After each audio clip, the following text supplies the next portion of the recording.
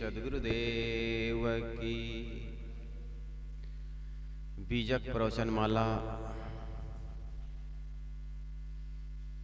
के बीजक साखी नंबर 170 में साहेब जी फरमाते हैं, हीरा तहाँ न खोलिए जहाँ कुंजरों की हाट, सहजे गांठी बांध के चलिए अपनी बाट। साहब जी कहते हैं, हीरा तहाँ न खोलिए, हीरे की दुकान वहाँ नहीं लगाना चाहिए जहाँ साग पात बेचने वाले कुंजड़ों का बाजार हो। वहाँ से तो हीरे को धीरे से गांठ में बांधकर अपना मार्ग पकड़ना चाहिए, अर्थात अपात्रों के सामने ज्ञान की बातें करना निरर्थक है। सब्जी मंडी में यदि कोई जौहरी अपने हीरे की दुकान लगाए तो उनके हीरे बिक नहीं सकते। तो नहीं सुनता यार, कान कहाँ रहता है? बाद में ना पूछा कर, रिकॉर्डिंग होता है या तो बाद में देखना भाई, कभी सुन ध्यान से सुनते तो आता है साखी नंबर। तो साहब कहते हैं, हीरे की दुकान वहां नहीं लगाना चाहिए जहां साग पात बेचने वाले कुंजड़ों का बाजार हो। वहां से तो हीरे को धीरे से गांठ में बांधकर अपना मार्ग पकड़ना चाहिए, अर्थात अपात्रों के सामने ज्ञान की बातें करना निरर्थक है। सब्जी मंडी में यदि जौहरी अपने हीरों की दुकान लगावे तो उनके हीरे बिक नहीं सकते, क्योंकि एक तो साग पात बेचने तथा खरीदने वाले हीरे की परख नहीं जानते। दूसरी बात, उनके पास वहां उतने रुपए होते ही नहीं कि हीरे खरीद सके। इसी प्रकार जो स्थूल उपासक स्थूल कर्मकांड एवं मंत्र तंत्र में उलझे हैं, वे जड़ चेतन का निर्णय, विश्व के शाश्वत नियम, स्वरूप ज्ञान, वासना त्याग, स्वरूप स्थिति आदि की बात को समझना ही नहीं चाहते। जो आदमी देवी देवताओं में, दुनिया भर के भगवान भगवती में, उपासना में, कर्मकांड में लगा है, उस व्यक्ति को आप कितनों समझाओ उनकी समझ में नहीं आएगी, क्योंकि बड़े बुजुर्गों से, बड़े बूढ़ों से वही वो सुना, और जो सुना है वो बातें इतनी धस जाती उनको ज्ञान की बातें कैसे लगे।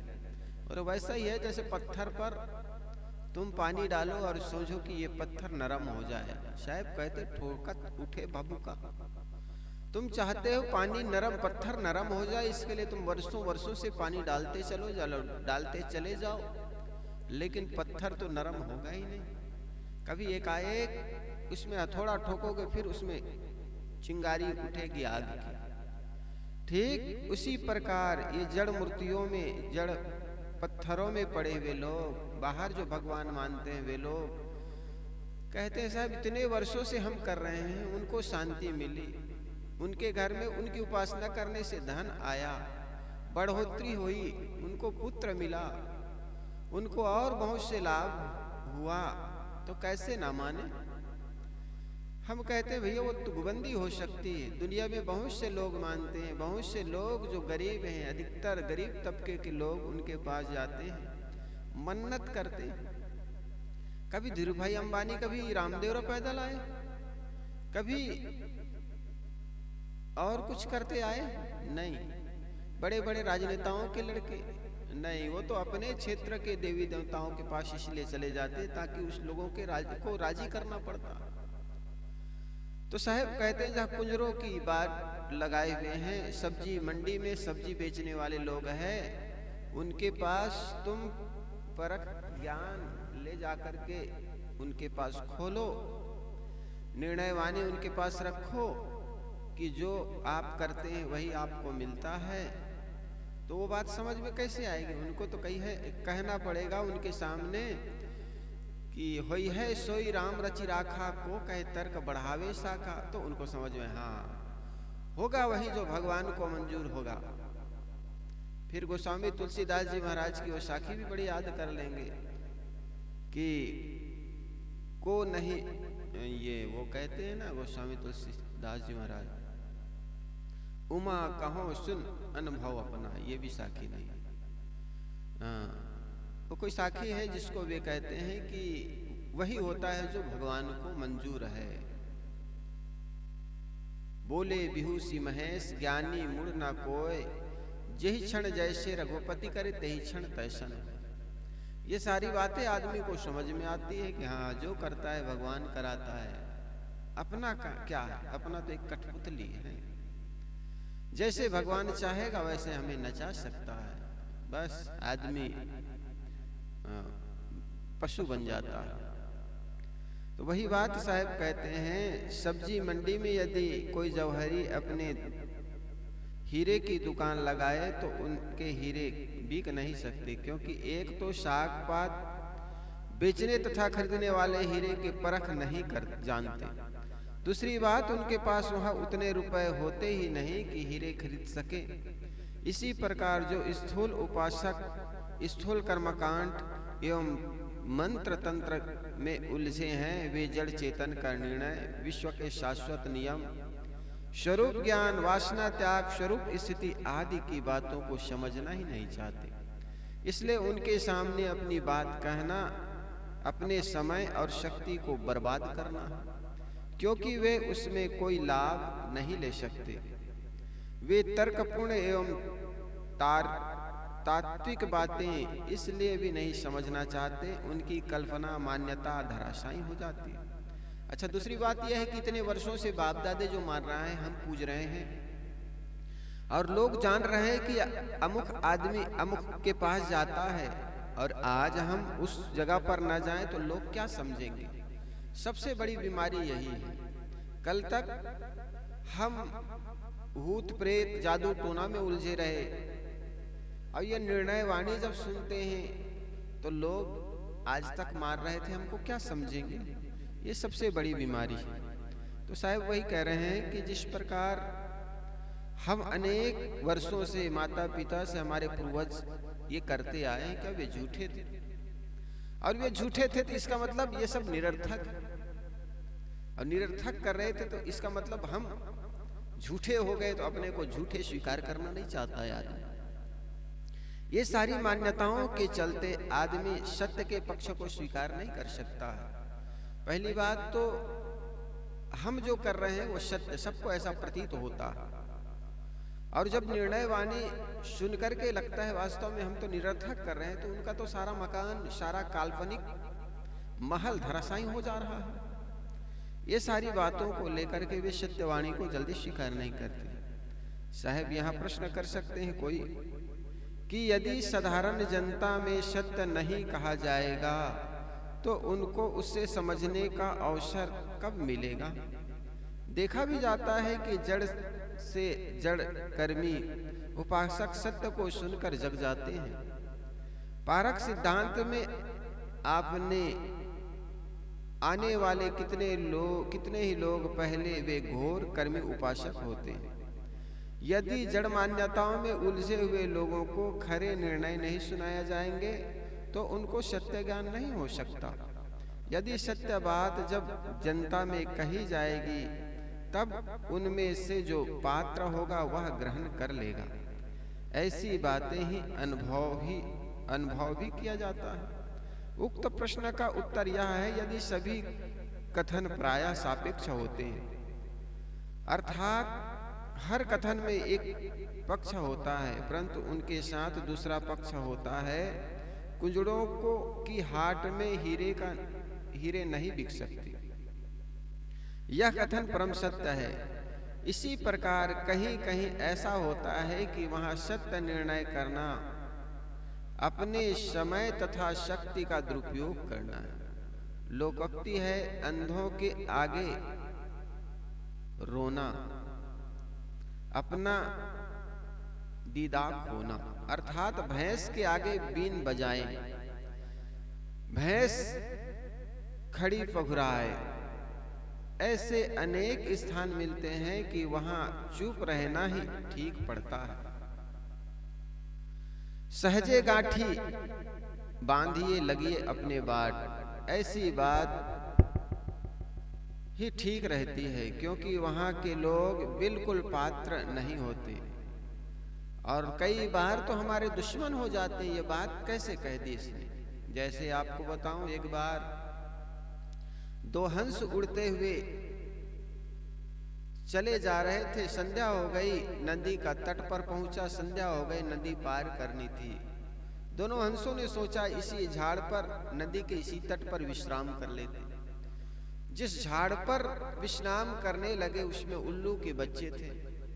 उल्लू के जो माँ बाप थे, अच्छा उल्लू ही रहे होंगे, तो वो अभी अपने अपने काम में चले गए थे। रात्रि हो चुकी थी, संध्या हो रही थी लगभग, तो वे निकल चुके थे। उसमें उल्लू के बच्चे थे। आपस में ये हंस बात करने लगे, जब दिन निकल आएगा, सूरज निकल आएंगे, हम आगे बढ़ जाएंगे, अभी तो रात्रि विश्राम कर ले। उतने में उल्लू के बच्चे ने सुन लिया। उन्होंने पास में आकर कहा, अच्छा ये बताओ, ये दिन क्या होता है और सूरज क्या होता है?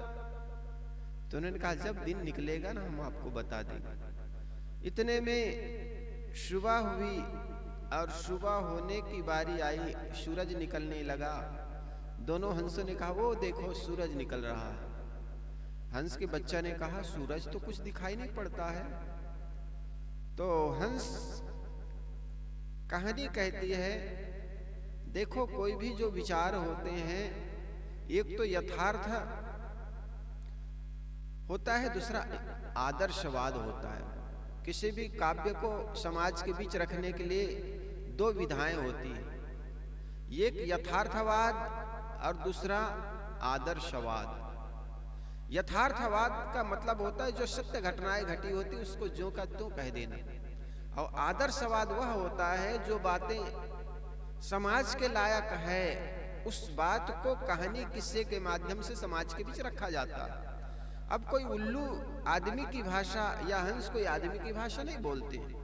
यहाँ पर एक आदर्शवाद है, आदर्श विधा है, जो समाज को समझाने के लिए अपनी बात कहानी के माध्यम से कथावाचक या प्रवचनकर्ता रखते। तो जब उल्लू कहने लगा वो दिन क्या होता है, सूरज क्या होता है, वो सूरज कैसा होता है, तो हंस ने कहा, वो देखो चमक रहा है। अब उल्लू को कुछ दिखाई नहीं पड़ा। आप कहेंगे उल्लू कैसे बातें करने लगे? तो उल्लू बातें नहीं करने लगे, समाज को एक समझाने का नया तरीका है, एक तरीका। तो उल्लू ने कहा कि वो सूरज कहाँ है, मुझे तो दिखाई नहीं पड़ रहा। तो हंस ने कहा, वो देखो सूरज चमक रहा है। तो उनको दिखाई नहीं पड़ रहा था। कहा जाता है उल्लू को आंखें में ना एक पतली सी परत होती है जो सूरज को दिखाई देने में बाधाएं होती है। एक हंस ने अपने चोंच से उस उल्लू के आंखों के सामने जो परत था जिसके चलते दिखाई नहीं पड़ते थे, उस परत को निकाल दिया। अब उल्लू के बच्चे ने देख लिया, अरे सूरज चमक रहा है। बड़ी खुशी हुई।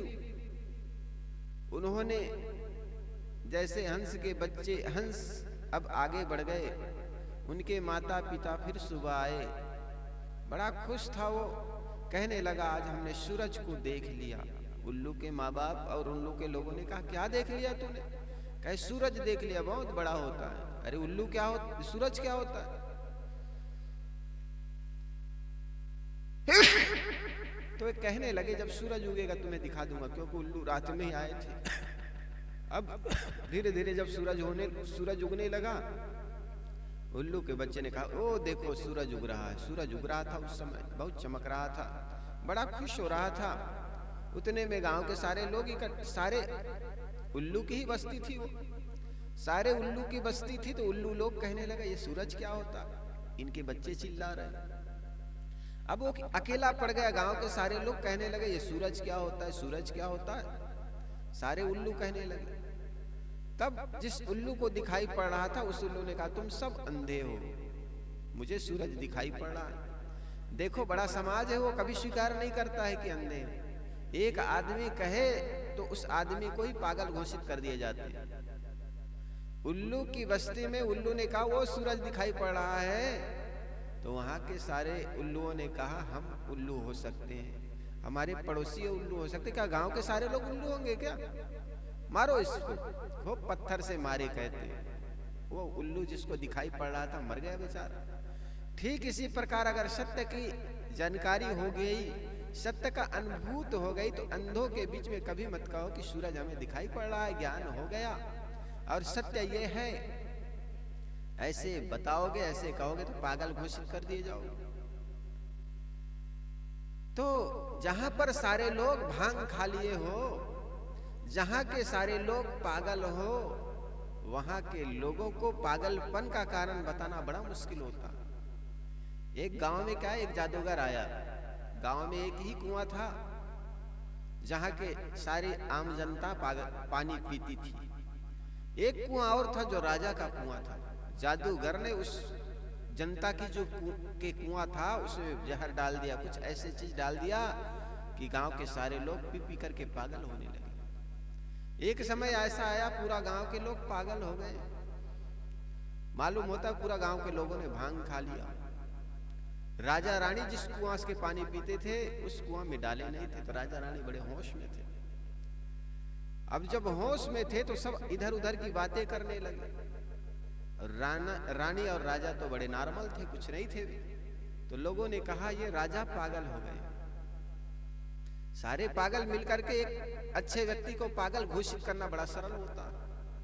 तो वहां की सारी जनता कहने लगी ये राजा पागल है, उसको उतारा जाए और किसी व्यक्ति अच्छे व्यक्ति को बैठाया जाए। सारे पागल मिल गए। बहुमत का जमाना था, सारे वोट दिए तो पता लगा राजा हार गए और एक पागल जीत गया। राजा के मंत्री बड़ा होशियार था, ऐसे में तो हम हार जाएंगे, गिर जाएंगे, ये पागल हमको मार डालेंगे, तो करें क्या। मंत्री ने कहा राजन, जिस कुआं के पानी से ये लोग पागल हो गए उसी कुआं के पानी आप भी पी लीजिए। राजा भी जाकर क्या कहे, अब उसी कुआं के पानी पी गए तो राजा भी उन्हीं जैसे बर्ताव करने लगे। तो वहां के जनता कहने लगे अब समझ में आ गया, अब ठीक हो गया हमारे राजा। वो पागलों के बीच जब पागल बन जाओगे तो लोग कहेंगे हाँ अब ठीक है। पागल के बीच अब ज्ञानी बनोगे ना तो पत्थर मार मार के आपको पागल बना देंगे। इसलिए साहब कहते जहां कुंजरों की बाट है वहां पर अपनी ज्ञान की बातें खोलो मत। सहजे लगिए बाट, अपने रास्ता में लग जाइए, सहजे गांठी बांध के लगिए अपनी बाट। ऐसे लोगों के बीच ज्ञान की बातें करोगे तो ज्ञान की बातें कोई सुनने वाला नहीं, बल्कि आपको ही निरर्थक पागल घोषित कर देंगे। तो साहब कहते हैं हीरा तहां न खोलिए जहां कुंजरों की हाट, सहजे गांठी बांध के लगिए अपनी बाट। 170 नंबर की साखी। अब 171 नंबर की साखी। हीरा परा बाजार में रहा छार लपटाए, के तहि मूरख पचमुए कोई पारख लिया उठाए। साहब कहते हीरा परा बाजार में कोई कीमती चीज है पड़ा हो और उसमें छार अर्थात कीचड़ लगा हो, कितने ही मूर्ख पचमुए कोई पारख ही लिए उठाए। साहब कहते हैं कितने मूर्ख लोग, अज्ञानी लोग है जो वहां से गुजर जाते हैं लेकिन उस हीरे का परख नहीं कर पाते। साहब कहते हैं हीरा बाजार में पड़ा है और उस पर धूल लिपट गई है।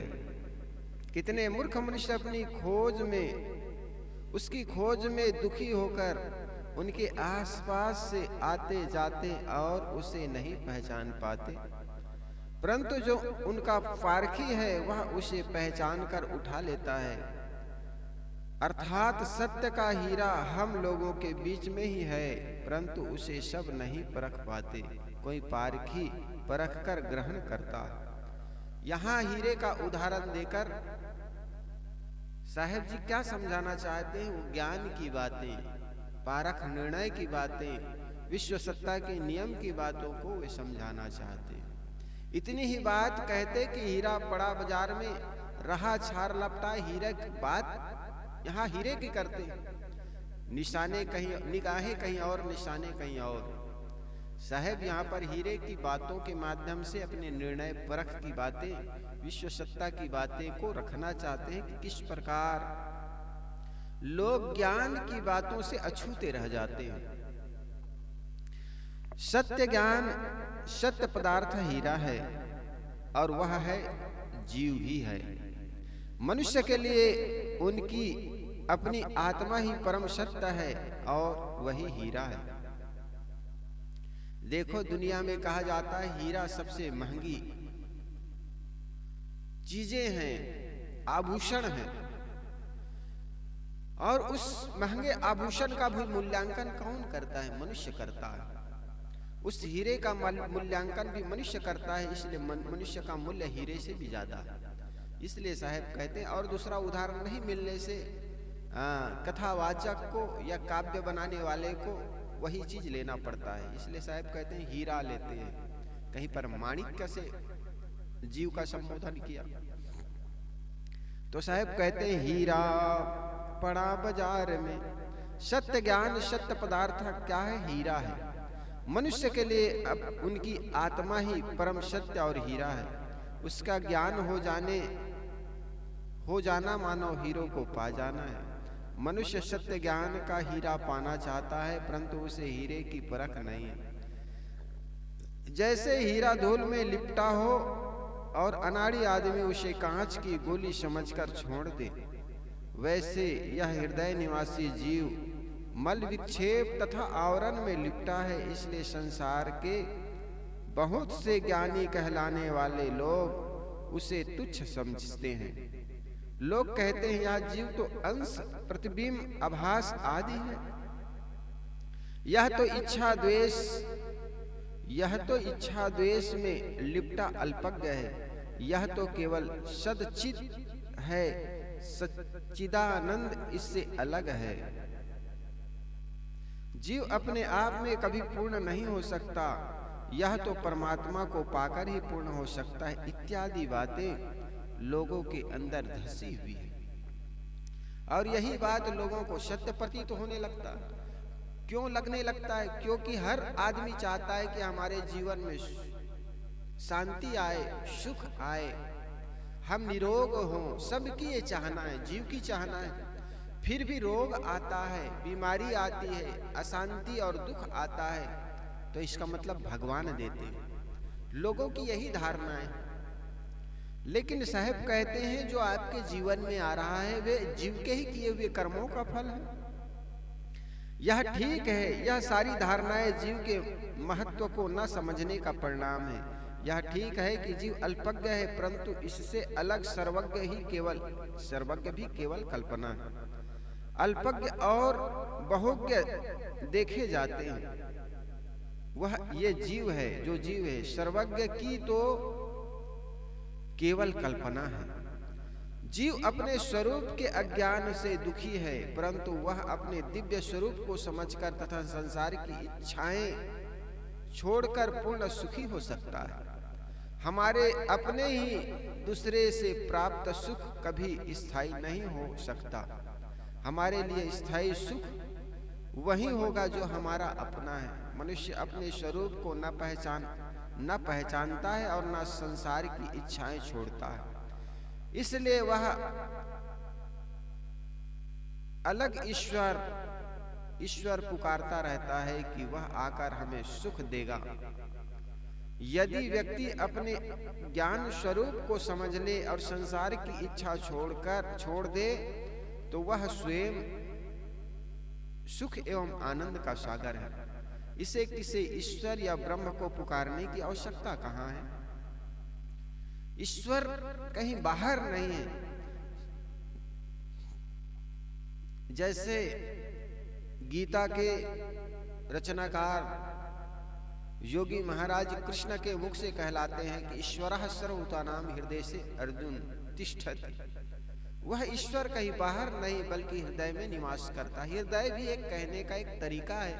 हकीकत तो यह है, जिसको हम जीव कहते हैं, जिसको हम परमात्मा कहते हैं, वो आदमी के दिलों में राज करता है, अर्थात आदमी के अंदर ही है।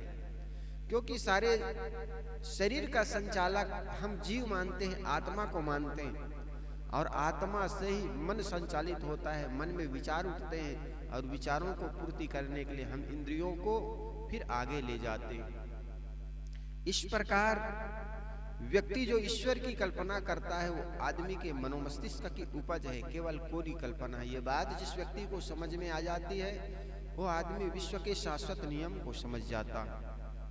तो साहब कहते ये कोरी कल्पना। इसलिए सदगुरु काशी साहब ने कहा, सब सिद्धांत किया कौन जग में, आदम मानव तुम ही तो हो।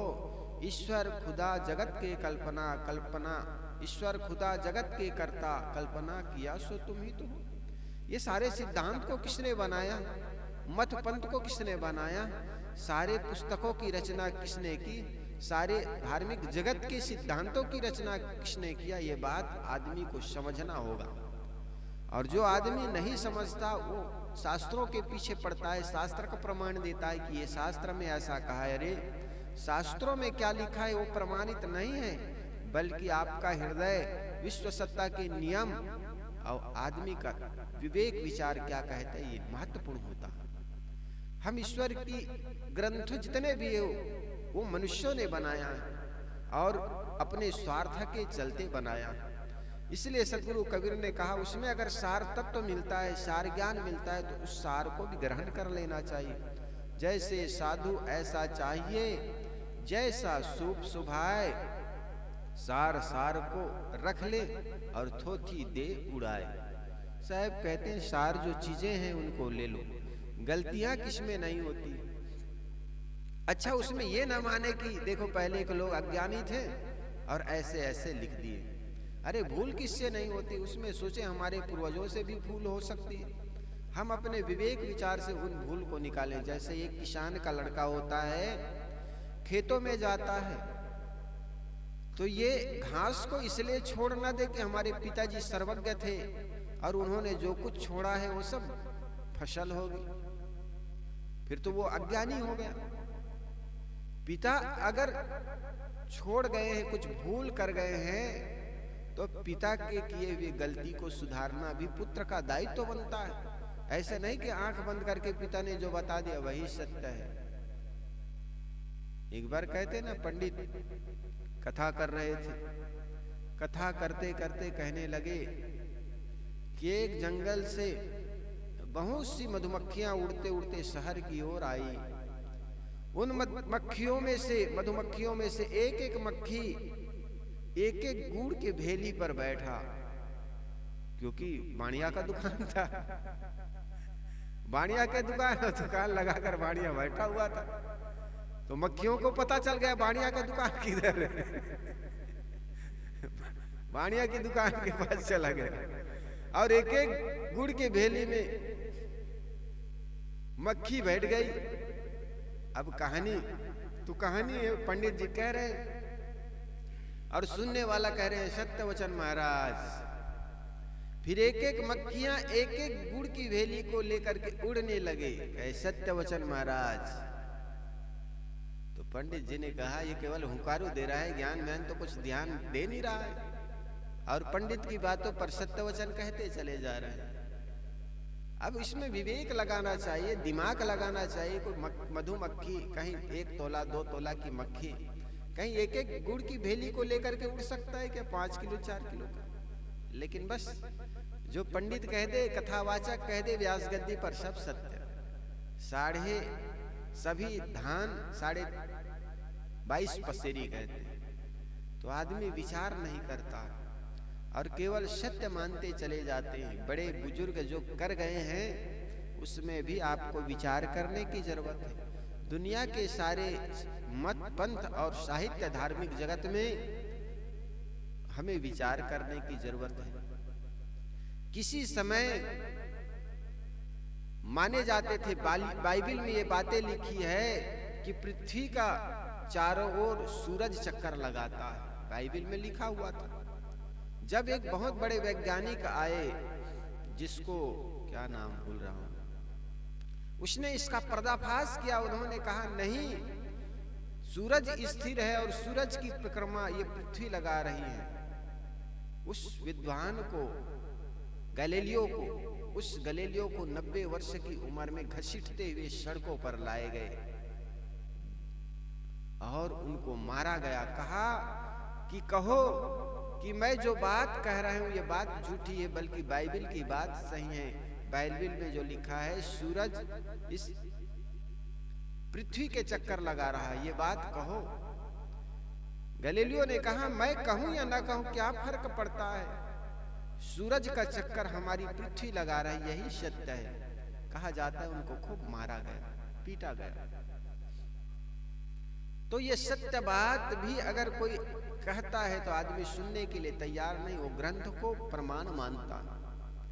इसी प्रकार जाति पात और अनेक अंधविश्वास की बातें धार्मिक ग्रंथ में लिखा हुआ है तो आदमी सत्य मानते चले जाता है, क्योंकि उनका स्वार्थ सिद्ध होता है। वर्ण व्यवस्था जैसे परंपरा किसी शुद्ध मनुष्य के मस्तिष्क की उपज नहीं हो सकती। इसलिए मैं कभी कभी कहता हूं, वह धर्म धर्म कैसे जो क्षुद्र पैदा करता हो। और फिर तथाकथित पंडित नाराज होते। भविष्य कोई नहीं जानता है, कल क्या बीता क्या हुआ ये हम बता सकते हैं, लिख सकते हैं, लेकिन क्या कल कोई क्या होने वाला है ये दुनिया के कोई व्यक्ति बता नहीं सकता। अब बारस के दिन, मौनी अमावस के दिन कई दर्जन लोग मारे गए, भीड़ में लोगों की चपेट में आ गए, गिर गए, उठ नहीं पाया। इसके जिम्मेदार कौन? ये भविष्य वक्ता जो कहते हैं हम भविष्य की बातें बता सकते हैं, ये मूर्ख छुपे कहाँ थे, अपने आप को कहाँ छुपाए थे। अपने ही शिष्य, जो अपने ही परंपरा के लोग जो गंगा पर विश्वास करते थे, सुबह उठ करके मौनी अमावस को स्नान करने में मुक्त हो जाती, इस बातों पर विश्वास करके वहां पर लेटे हुए थे, उन लोगों पर ये सारी भीड़ ऐसे चली गई जैसे मक्खियों पर, चींटियों पर पैर रखते चले गए। इनके मौत के जिम्मेदार कौन? आदमी को गुमराह किए जाते हैं, आदमी को ब्लैकमेल, श्रद्धा के नाम पर ब्लैकमेल किया जाता है, उनका शोषण किया जाता है, उनकी श्रद्धा का दोहन किया जाता है, शोषण किया जाता है। क्यों ऐसा हुआ? क्योंकि आदमी ने विवेक नहीं किया। सदगुरु कबीर तो कहते हैं, जिस व्यक्ति को अपने कर्मों पर, अपने राम पर जिसको विश्वास नहीं, वो राम को लज्जित करता है। सदगुरु कबीर का कल निर्वाण दिवस था, और उस निर्वाण दिवस के कुछ दिन पहले ये सुंदर पद कहते थे, लोगा तुम्हें मती के भोरा, जो पानी पानी मिल गए तू धुरी मिला कबीरा, जो मैथिल को साचा व्यास तोहरा मरण हो, मगहर पास मगहर मरे मरे नहीं पाए, अंते मरे तो राम लजावे, क्या काशी क्या मगहर उसर, जो पे हृदय राम बसे मोरा।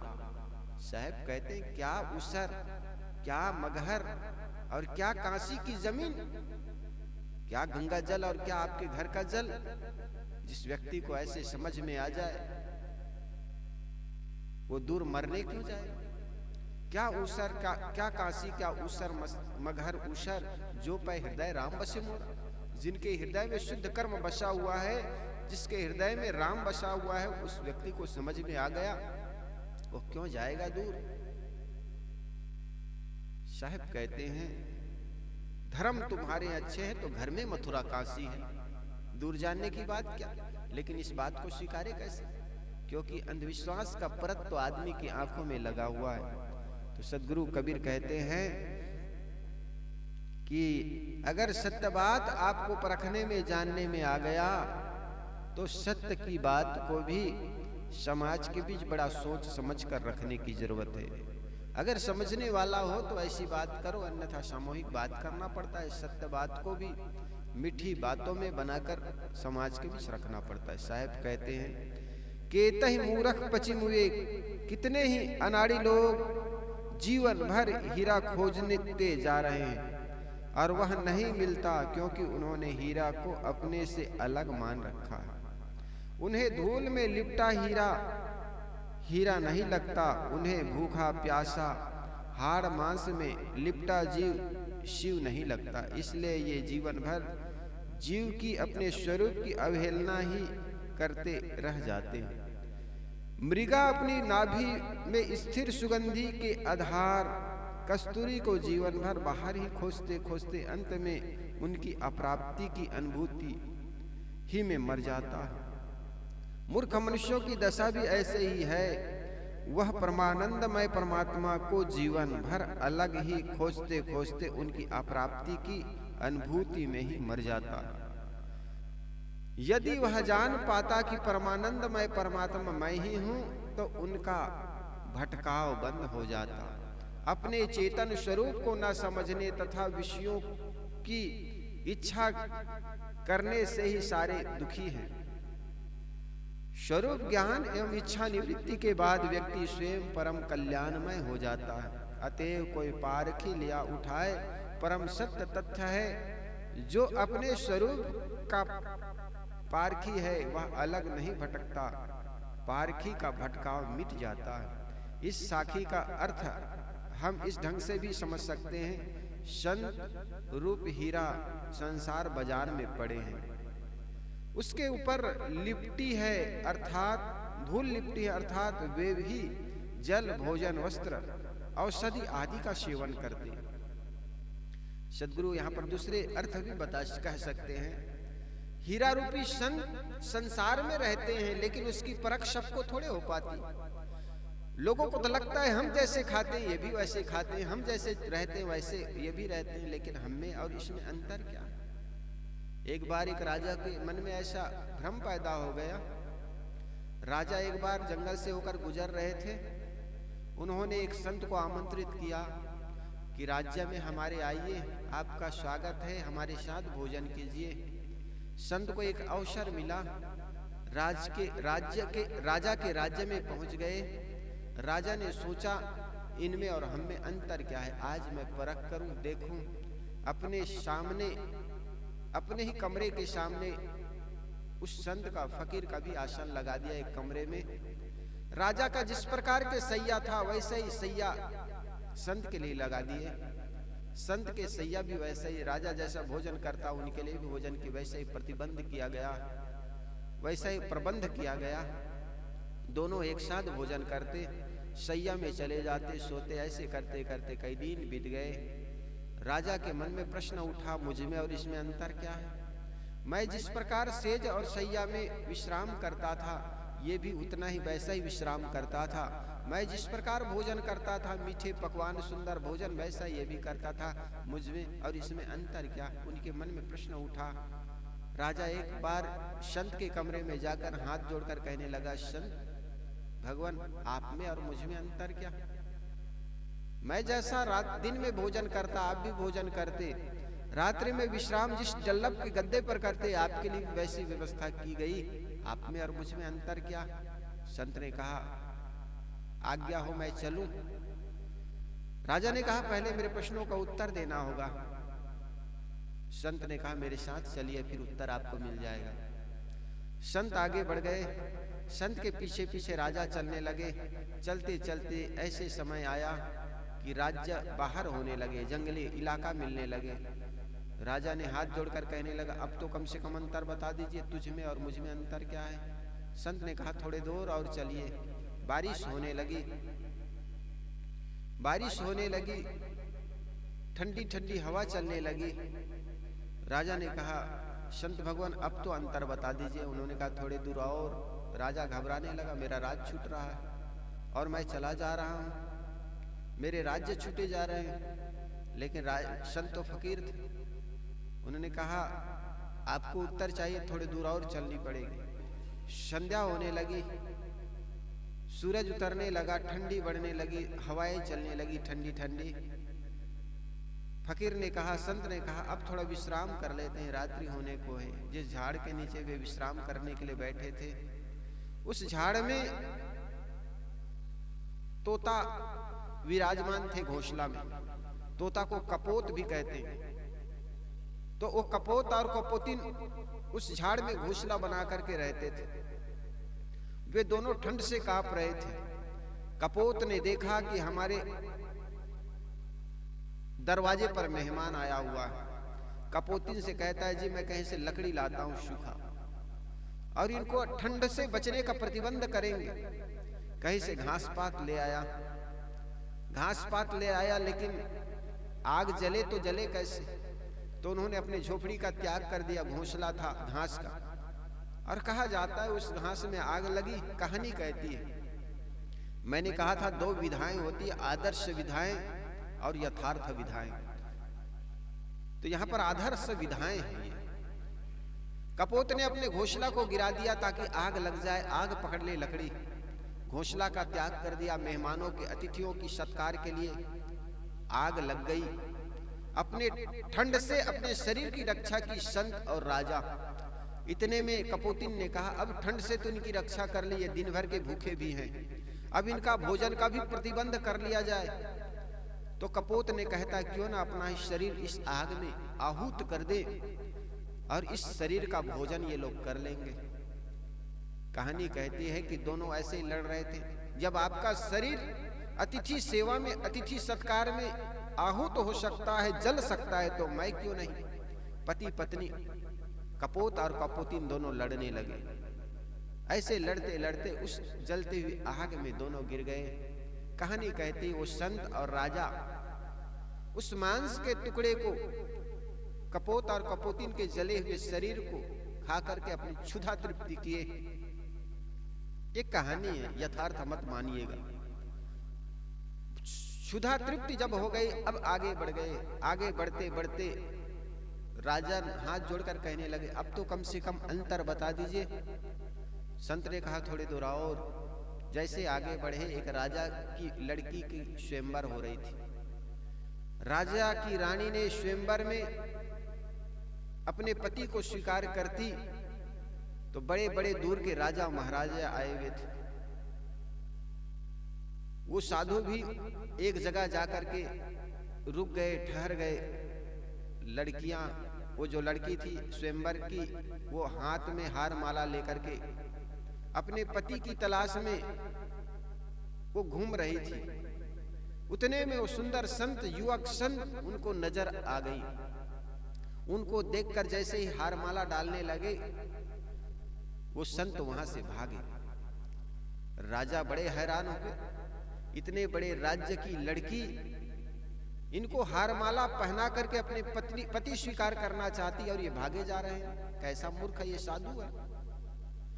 और एक बात तो मेरे प्रश्नों का उत्तर ही दिए नहीं और चले जा रहे हैं। राजा ने उनको हाथ मार कर कहे, रुको रुको, एक तो तुम ऐसे मूर्ख, ये राजा अपने बेटी की शादी तुमसे करेंगे, तुम्हें इतना बड़ा राज्य मिलेगा, सुंदरी पत्नी मिलेगी, और तुम इसको छोड़ करके भागे जा रहे हो। एक बात, दूसरी बात, मेरे प्रश्नों का उत्तर अभी तक दिए नहीं। संत ने ठहरा, अभी तक तुमको उत्तर नहीं मिला। अरे पहले तो ये, अगर गृहस्थ हो तो उस कपोत और कपोतिन की तरह अपना जीवन को अतिथि सत्कार में अपने जीवन को भी आहूत करना पड़े तो आहूत कर दो। अपने मोह मत रखो।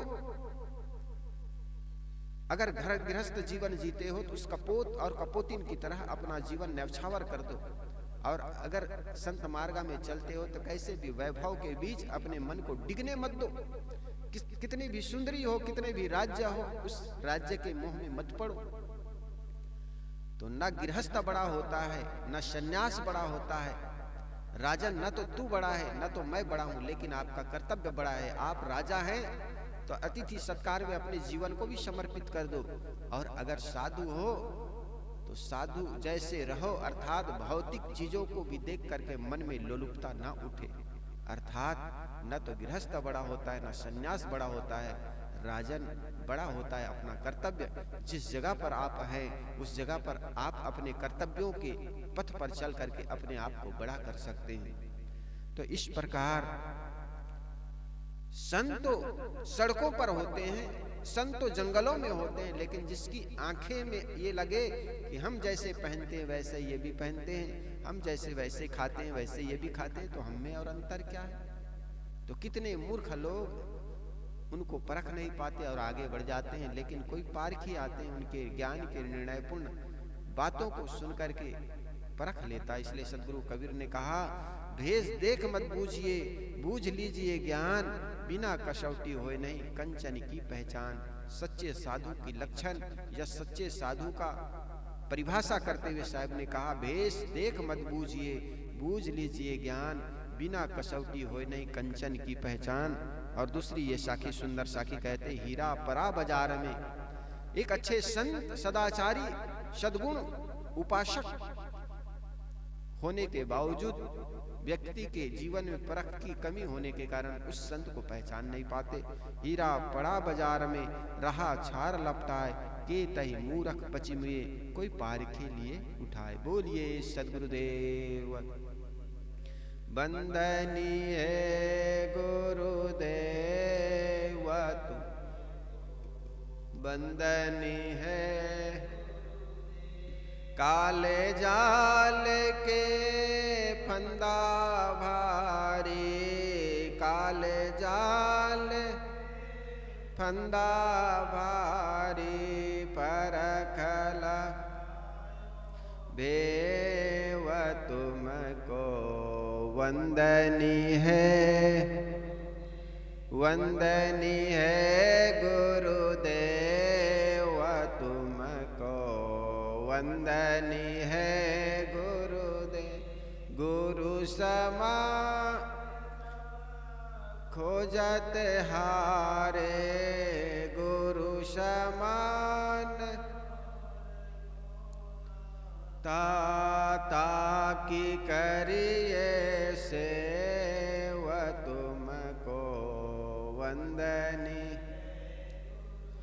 वेद शास्त्र सब खोजत हारे, वेद शास्त्र सब खोजत हारे। मर्म न जानत के व तुमको वंदनीय है गुरु। वंदनीय है गुरुदेव तुमको वंदन। साहिब कबीर अभय पद दाता, साहिब कबीर अभय पूरन परख समेव तुमको वंदनीय है गुरुदेव। वंदनीय है गुरुदेव तुमको वंदनीय। आरती हो गुरु आरती, आरती गरीब निवाज साहिब आरती हो। ज्ञान आधार विवेक रति ज्योति जहाँ जाग साहिब आरती हो। आरती गरीब निवाज साहिब आरती हो। आरती करो सद्गुरु कि जहाँ सब संत समाज साहिब आरती हो। आरती दीन दयाल साहिब आरती हो। दरस परस गुरु चरण न भयो, दरस परस गुरु चरण शरण भयो। टूटे गए मैं जाल साहिब आरती हो। आरती गरीब निवाज साहिब। साहिब कबीर संतन की कृपा से, साहिब कबीर संतन से भया हो परख पद का से साहिब आरती हो। आरती गरीब निवाज। दास जान निज आपनो विनती सुनिए मोर। बिनवताओं कर जोर के गुरु शरणागत तोर। काम क्रोध मद लोभ में नित मैं रहूं। दीन दास प्रभु जान के लीजे बंदी छुड़ा। मन वच कर्म गुरु साधु से टूटे नाम मने। करे गुरु बोधि है मैं हूँ अधम यति नीच। काल जाल बहु फेर में परिहों निपट गंवार। शरण आय की लाज है साहिब लीजे उबार। मन वच कर्म गुरु साधु से टूटे नाम मने। बंदी छोर यह दीजिए वरदान सदा अच्छे।